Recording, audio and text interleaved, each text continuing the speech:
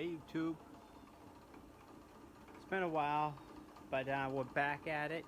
We just got a bunch of material in for this exterior siding, rain screen.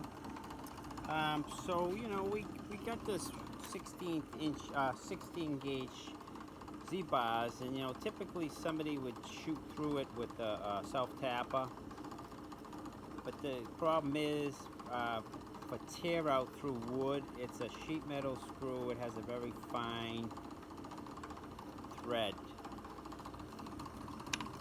so we're looking to get some coarseness there for pull out, because you know the siding is up there, it weighs a lot. Of course we're going to use stainless with a more of a pan head to it, but it'll have that coarse number 9 screw thread on there, and probably a cutter like this for the wood, but it's made for the wood, not for the sheet, the metal. So this is made for metal to metal, not metal to wood. So we're going metal to wood. So in order to do that, well, let me show you. In order to do that, we have the 16 gauge Z-bars here. And this leg goes up against the blue skin, and that space is for the Cavityrock Roxel thermal bridge barrier, and this other leg is to accept the sheets of Cortan steel 4x8 sheets. So we've done these. Me and my dad, we've been doing it all day, so they take a little bit. But anyways, yeah, just a quick little video since we haven't made one in a while. You can see exactly how we're getting this thing started, this siding. This is the first step in to getting this siding going. So let me just stick you here. A little quick video. And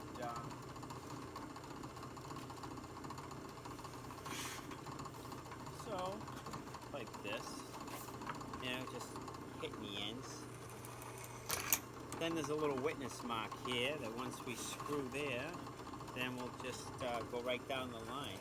So it's a 5-inch space, and these Z-bars are going to be connected through the plywood into the studding.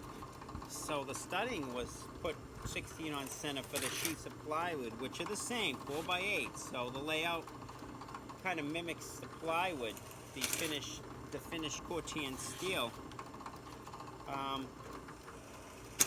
So you know these go vertical like the studs for ventilation, because we'll have vents on the bottom and the top, because in case the rain screen inside there's a little bit of dampness, it will actually from the air changes will dry out. So we're not trapping moisture inside this. We're allowing it to dry out, you know, for mold, and you know, moisture will ruin a building over the years. So anyways, and then you know this gets screwed on to through the plywood into the studs, and then on the floor the LVLs, and then we'll put Roxel in between. The Roxel is going to be 16 inches, and that will get set in between these Z-bars, and that becomes the re-insulation of the thermal bridge barrier. So none of these materials on this building will thermally bridge through. This is like putting a wool sweater on the building. It's gonna protect it and stop thermal bridging to happen through the materials.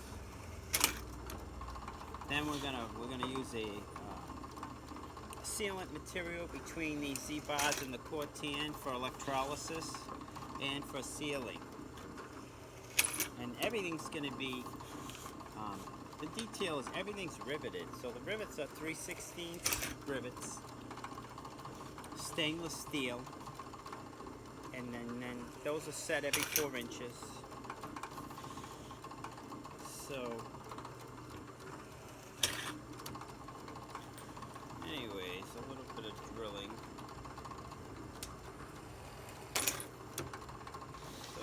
Thousands of holes, but you know it's set up, so you you know, this little self-tapper could have did the job, got through that material, but then, you know, you're left with a very fine thread, you know, for pull out. Now, of course this goes like this. I'm just showing you because you're right there, but this is how this goes. And then this will go here. And then that connects to the building with a wood screw. That's why we're doing all this drilling. It's been a lot, to be honest. So, but anyways, you'll see these running every 16 inches on center this way, and then the sheets of the, then it gets the Cavityrock in between, and then the Cavityrock gets applied tight up against the substrate plywood in the blue skin, because it's only 1.5 inches, and that leg is 2 inches. That leaves a 1/2 inch airspace for, so the rain screen can breathe. In case moisture gets in there, it will allow it to dry out. Anyways, you know, that's where we're at for now. So it's the beginning, and then we'll make a couple more videos showing you it up in place and all the details of the siding, so you have an idea. Anyways, take it easy, guys, and we're gonna make a few more videos as the work continues. So stay tuned. See you on the next one.